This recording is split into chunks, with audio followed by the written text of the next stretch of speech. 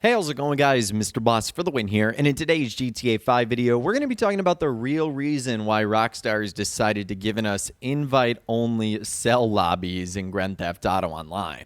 This is one of the biggest quality of life changes that Rockstar is going to be making in the summer 2022 DLC update. And it's the ability to launch any cell mission in an invite-only or solo session. And this is something that for years and for every business that has come out, we've had to do stuff in public sessions. Now, recently, Rockstar have made some amendments to that. Like, for example, we've been able to launch the contract missions in invite-only sessions after Rockstar originally had them as only being able to do in public sessions. But essentially, anything that had to do with executive or biker or gun runner or being a nightclub owner or even doing stuff like setting up heist missions, they had to be done in public sessions, which was incredibly annoying if you just wanted to complete something as a lone wolf or really just didn't want to be bothered by someone in an Oppressor Mark II. Rockstar officially said they would be allowing the ability to launch cell missions in invite-only sessions.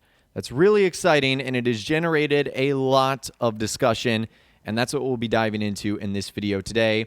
With someone asking Insider Tez Funds 2, let's face it, Rockstar is not allowing people to sell in private lobbies because they are nice.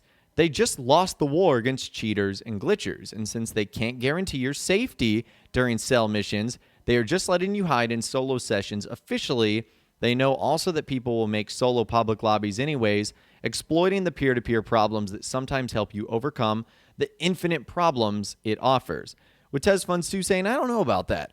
There are Rockstar developers who use the solo public lobby glitch just like us. So Insider Tez Funds 2 with some inside info saying that Rockstar developers are just like us, and sometimes they even have to use the solo public lobby glitches because they don't want to be bothered by people when they're actually trying to do cell missions. In fact, there was actually one instance in particular that I remember where I think Rockstar was doing a live stream of Grand Theft Auto Online. They were trying to do some finance and felony selling stuff, and even they were trying to get into a solo public lobby so that they didn't have to be bothered by people jumping onto their stream and just blowing up their stuff nonstop. I mean, it's absolutely no fun at all. So Rockstar themselves even utilize some stuff like this. Now, some more follow-up to that, as someone was actually bringing up that moment. I remember watching a Rockstar official stream with a dev, and when a dude in a Hydra was about to blow up the dev's sail, suddenly the session split. And Tez Funds 2 said, yeah, that's the admin tools available to the developers, which ended up being abused by cheaters, but has since been patched. The Finger of God script event. One of the features is that it allows the admins to pull any players they want from any session. If you watch from the perspective of a community member who wants to join their community live stream, you could probably see that in action. And so that's something that unfortunately cheaters have gotten their hands on, and specifically on PC where this is way easier to abuse. Public lobbies are just unsafe, where you really aren't even really can play the game in a safe way without having like a cheater or a modder come in there and either pull you from the session or blow you up nonstop. Now, Rockstar having the ability to do stuff like that is fine because we know they're not going to abuse it, but cheaters who put it into mod menus, that something like that is obviously going to be abused. Now, again, more follow-up to this entire saga. Someone ended up saying, I see. Do you know if they regularly play the game aside from the dev time, them just playing on their own? And he said, yes, especially after a new update drops. Not all developers have the power to suddenly issue out decisions to balance the game or something like that. Also, if you get a dev to say, notice a glitch, he may give a heads up to the other devs, but he won't be like, say less and single-handedly address the glitch himself. The process of fixing a bug is similar to reporting a security vulnerability on HackerOne. Some may be addressed quickly, but most involve a back and forth between the reporter and the developers. Except in this case, the dev managing Rockstar's own program reports everything you say to the other devs on their in-house platform, Bugstar. The back and forth on Rockstar's platform would be between the programmers and the QA, or could involve a third party like Sony or Microsoft. The process involves multiple devs and not just a single dev.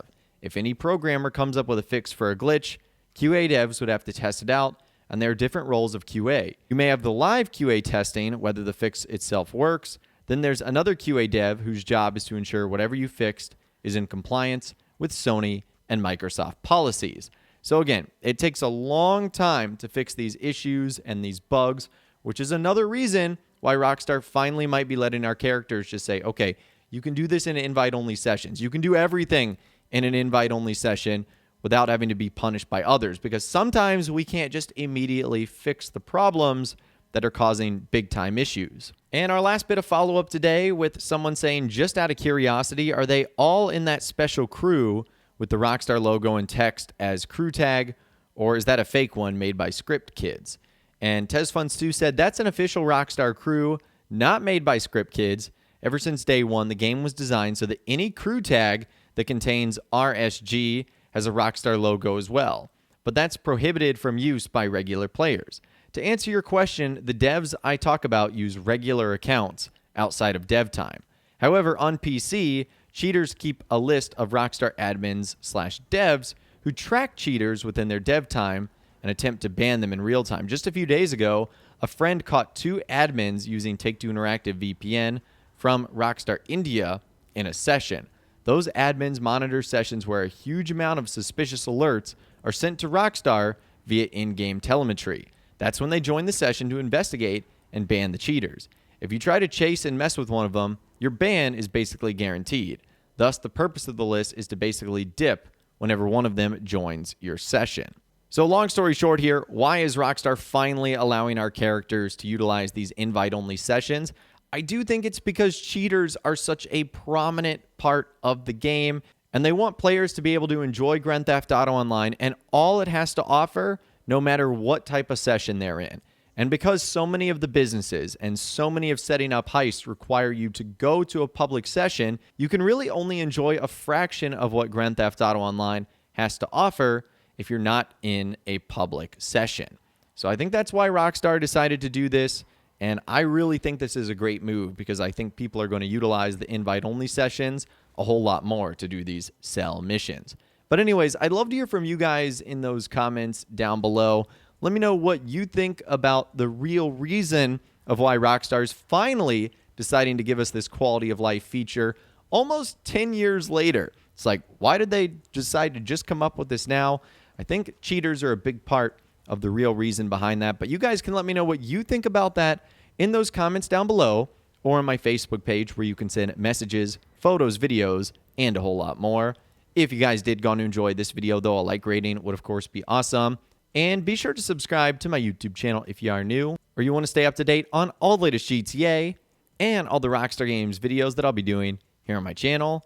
And be sure to ring that notification bell as well. Sometimes YouTube just doesn't work, and if you ring that bell, you'll always be guaranteed to be notified when new videos arrive. But of course, as always, guys, thank you all so much for watching. Take care, and I'll see you guys in the next video.